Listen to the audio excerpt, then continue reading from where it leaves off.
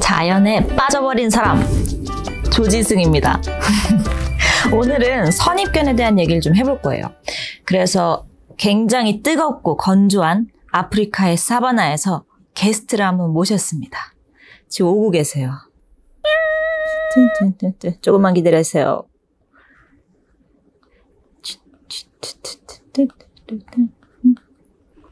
다 와간대요.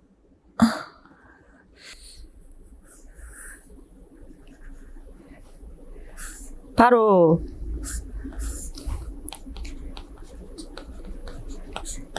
타조씨입니다. 귀엽죠? 타조가 멍청하다는 선입견이 있잖아요. 그거에 대해서 우리 타조씨가 할 말이 아주 많대요.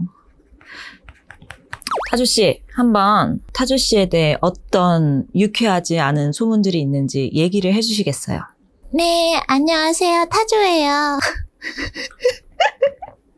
우선 저는 지구에서 가장 크고 무거운 새인데요. 제가 새인데도 날지 못한다고 저보고 멍청하대요. 그리고 나는 알을 낳고 돌보지 않는 무책임한 부모란 소리도 듣고 있고요. 또 알을 낳았는데 아주 하얗게 낳아서 사람들 여기 와서 내 알 먹어요 하고 홍보하는 것 같아요. 무책임하고 멍청하대요. 그리고 또 포식자가 나타났을 때 나는 머리를 모래 속으로 숨긴다고 그렇게 말하더라고요. 아 진짜 나보고 멍청하대요. 짜증나요. 그래서 다음부터 이런 건 안 하려고요.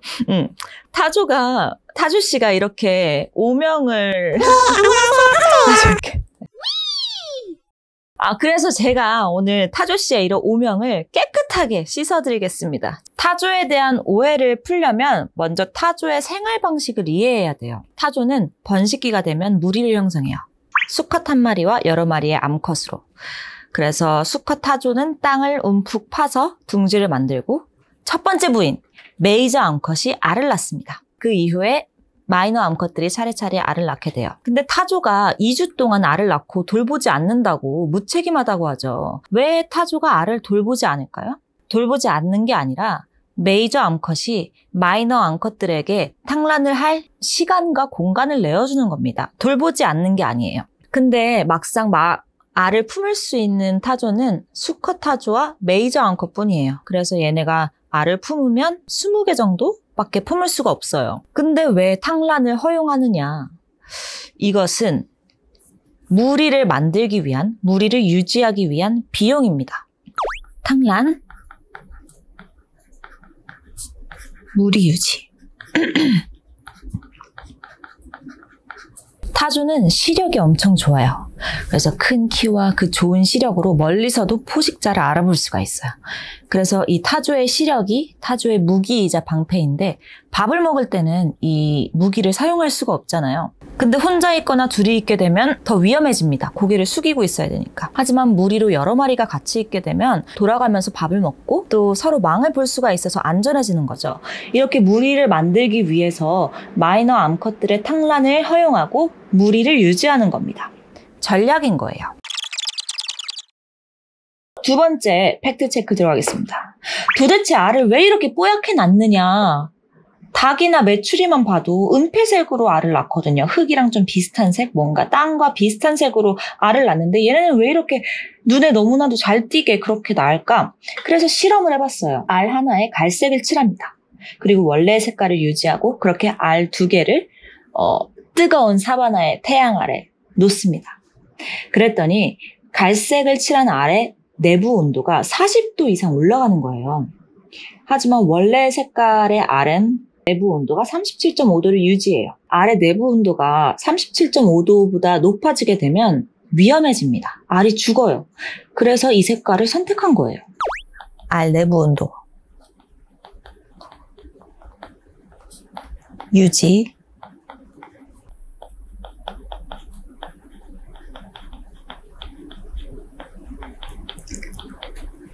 타조가 무책임한 부모라고 하는데 전혀 아니거든요. 타조가 알을 품고 있어요. 근데 포식자가 나타납니다. 그때는 타조가 도망가지 않고 맞서 싸워요. 사실 타조의 발이 굉장히 세거든요. 타조의 발톱은 사자한테도 치명타를 입힐 수가 있어요. 그럼에도 불구하고 너무나 유약하죠. 그런 맹수들, 포식자들에 비해서 이런 이빨도 없고. 그렇지만 알을 품고 있을 때, 아기가 있을 때는 타조도 용감한 부모가 됩니다. 돌변해요.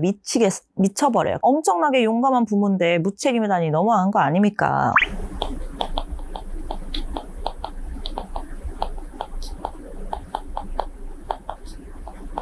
또 굉장한 오해가 있었죠. 타조가 멍청하다. 모래 속으로 머리를 숨긴다? 이거 정말 잘못된 오해예요.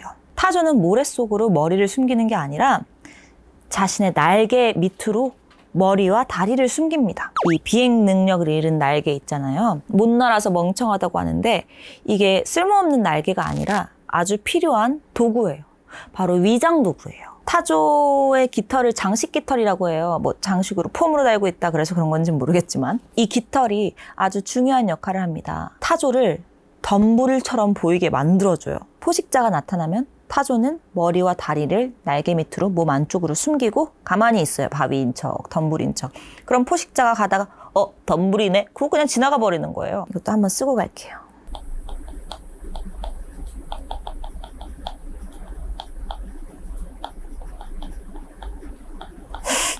날개, 폼으로 단 거 아님.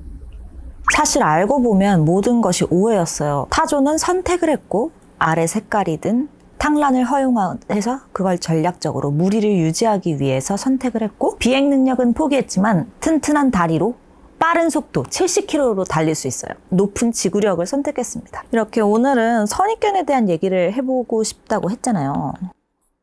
그래서 이런 많은 선입견, 잘못된 오해를 가지고 있었던 타조 씨인데 마지막으로 우리 인간들에게 하고 싶은 말씀 있으신가요? 네, 저 있어요. 인간들, 당신들 왜 너희 기준으로 우리를 멍청하다고 무책임하다고 한 거예요? 잠깐만요. 피디님 왜 웃으세요? 입장 바꿔서 생각을 해봐. 만약에 내가 내 입장에서 너희 인간들을 판단했으면 너희는 진짜 똥멍청이에 힘도 약하고 아무것도 아니야. 니네가 사바나에서 살아봐. 우리처럼 살아남을 수 있을 것 같아? 아니야. 바로 깨겠을 거야.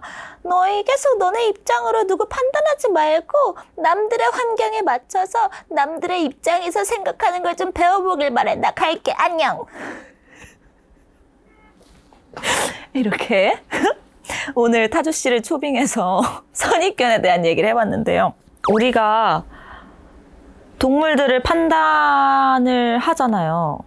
이 동물은 지능이 낮고 이 동물은 지능이 높고 얘는 멍청하고 게으르고 무책임하고 근데 이런 판단을 한다는 거가 조금 이상하지 않나요? 누구의 기준에서 우리 사람의 기준으로 동물들을 보고 그렇게 판단을 하는 게 정말 잘못된 것 같아요. 또 이렇게 우리는 다른 동물들을 우리의 기준에 맞춰서 생각하기도 하지만 또 우리 사람들끼리도 서로에 대해서 이렇게 쉽게 판단해버리는 경우가 많아요. 저도 끊임없이 쉽게 뭔가를 판단하는 실수를 저지르기도 하고 그래서 계속 반성하면서 내가 어떤 실수를 하지 않았나 되짚어 보려고 노력하면서 살고 있어요. 저도 그게 어려운데 우리가 너무 쉽게 누군가를 판단하거나 우리의 기준에 맞춰서 얘는 어떤 사람이야 이렇게 치부해버리지 않았으면 좋겠어요. 항상 상대방의 입장도 생각하고 그가 자라온 환경이나 그의 경험들도 생각해서 서로 존중하면서 서로에게 감탄하면서 그렇게 즐겁게 살아갔으면 좋겠습니다. 그러면 오늘은 여기서 쿨하게 빠이!